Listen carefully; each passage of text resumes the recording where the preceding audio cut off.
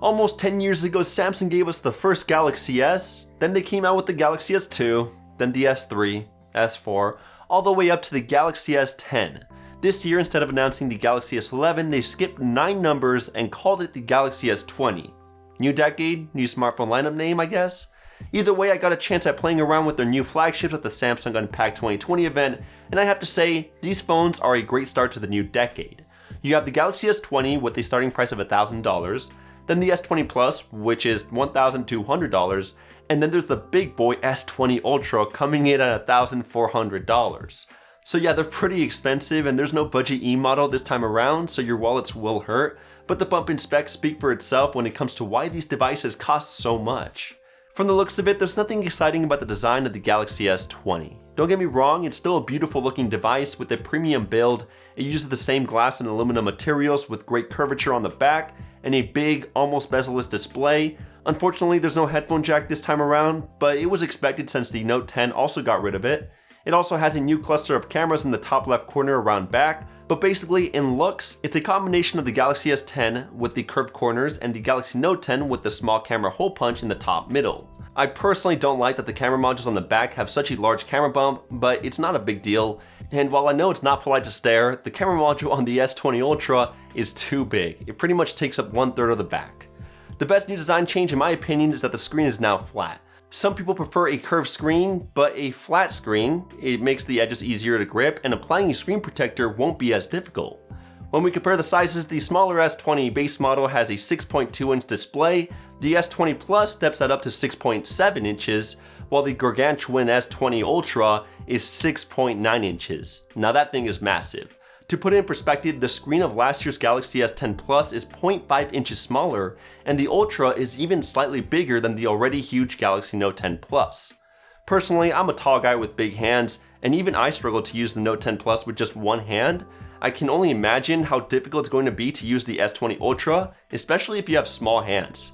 Plus, you'd have to be crazy not to rock a case on this thing since it costs $1,400, and that makes it even bigger. Luckily, thanks to our sponsor Spigen, you can find some grippy cases that provide the ultimate protection at an affordable price. They have a large range of cases to choose from tough armor cases with a kickstand to rubber cases like the rugged armor that still provide great protection and aren't as bulky.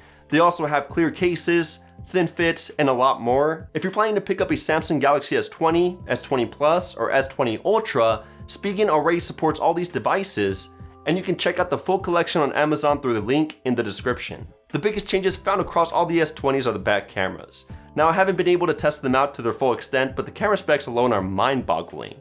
The S20 Ultra's back cameras and front camera are on a whole other level, so I'll talk about that separately. The Galaxy S20 and S20 Plus share most of their camera specs, however the S20 Plus includes a time-of-flight sensor for AR capabilities, which the smaller S20 doesn't have. Outside of that detail, they both have 3 cameras, a 12-megapixel main lens, a 64-megapixel telephoto with a 3x hybrid optical zoom, and a 12-megapixel ultra-wide camera. The telephoto crops the sensor when you zoom in and it provides digital zoom at up to 30x. Samsung even said that the S20 and S20 Plus's 64-megapixel telephoto will have the capability of taking ultra-high resolution shots, so that'll be interesting to test out in the future. But one of the most exciting features that I've never seen before in a smartphone is that all of the S20s are capable of recording in up to 8K resolution. For the S20 and S20 Plus, they use that super high resolution telephoto camera to get this done. Of course, 8K is sort of overkill and most people will probably just stick with 4K recording.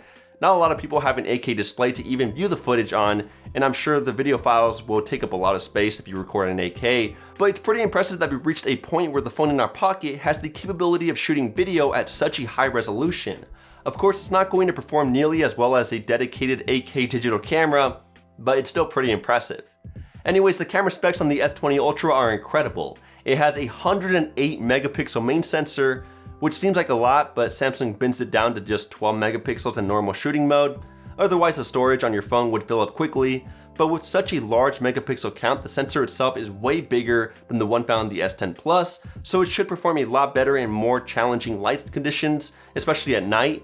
And that's great because I don't think last year's Galaxy S10 performed that well in low light shooting. The S20 Ultra also has a periscope 48 megapixel telephoto lens.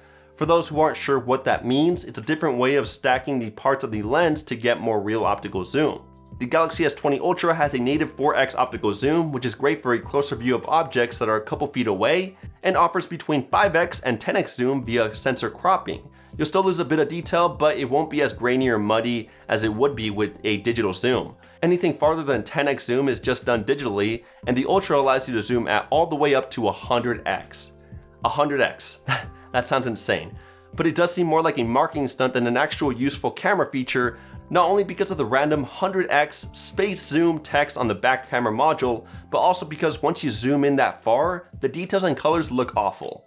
You're never going to want to post a picture that the S20 Ultra takes at that maximum 100x zoom. It's a more useful feature if you're trying to look at something that is really far away, but even then in most scenarios, it's hard to point out what exactly is being shown on the viewfinder. Plus, a periscope telephoto camera has no OIS, so you'll have an extremely difficult time keeping the phone steady to take a good enough picture past even just 10x zoom without a tripod. The S20 Ultra has a 12 megapixel ultra-wide lens as well as a time-of-flight sensor, and it has a 40 megapixel front-facing shooter, but just like the main lens, it gets binned down to just around 10 megapixels. The base S20 and S20 Plus only have a 10 megapixel front camera, by the way. Lastly, Samsung's camera software has a new mode called Single Take, which allows you to snap a single photo or video, and using that, it'll spit out a ton of other kinds of photos and videos that have a variety of filters, crops, and GIFs that you may find to be interesting. Basically, if you know you want a fun photo with some wacky effects, but you don't know exactly which one you want before you take it, you can see what options they give you. So those are all the new camera changes. They're all pretty drastic. Another huge change is that the phones all come with a super smooth 120Hz display. Now that right there is shocking to hear because last year, even with the Note 10, Samsung didn't even include a 90Hz panel. But there is a catch as to how Samsung managed to make the Galaxy S20's display 120Hz. You see, right out the box, the display is automatically set to a lower 1080p resolution. If you switch to the full Quad HD resolution, the phone immediately drops to 60Hz. You can't use a 120Hz refresh rate at Quad HD resolution, and it kind of makes sense. I mean, the battery life would probably be horrible, and I'm not even sure if the fast new Snapdragon 865 can handle that all the time, especially when you do very power intensive stuff like gaming. At 120Hz, the phone feels jank free and so smooth, but I think I would probably prefer a 90Hz option if it let me use the display at full resolution. I think a compromise like that wouldn't hurt battery life or performance too much, especially considering the battery capacity on these devices. I mean, the Galaxy S20 has 4,000 mAh, the S20 Plus steps it up a bit at 4,500, and the Ultra gets a whopping 5,000 mAh. That's huge. However, I'm not exactly sure how well these batteries will translate into battery life. Each phone has 5G capability, as we all know. 5G connectivity is very power hungry right now. I'm sure the battery life will still be great, but the real question is how great will it be? Last but not least, I'm pretty sure all the Galaxy S20 phones are going to outperform anything that I've used in the past, especially the S20 Ultra. They all got the brand new Qualcomm Snapdragon 865 chipset with the new Adreno 650 GPU, a super smooth 120Hz refresh rate, and 12GB of the new DDR5 RAM, at least for the 5G version sold in the US. The S20 Ultra will even have the option of upgrading to 16GB of RAM. That's insane. I mean, that's an insane amount of RAM for a smartphone. I'm 100% sure that the majority of people won't even get close to using that much. The jump from Galaxy S10 to Galaxy S20 delivered some drastic changes this year. Bigger phones with bigger batteries, more RAM, a lot more camera megapixels, support for 5G, and a larger price tag.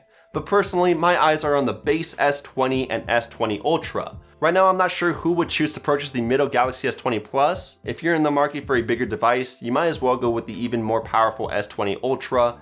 It's a bit bigger, but you get so many upgrades, it's worth the extra $200.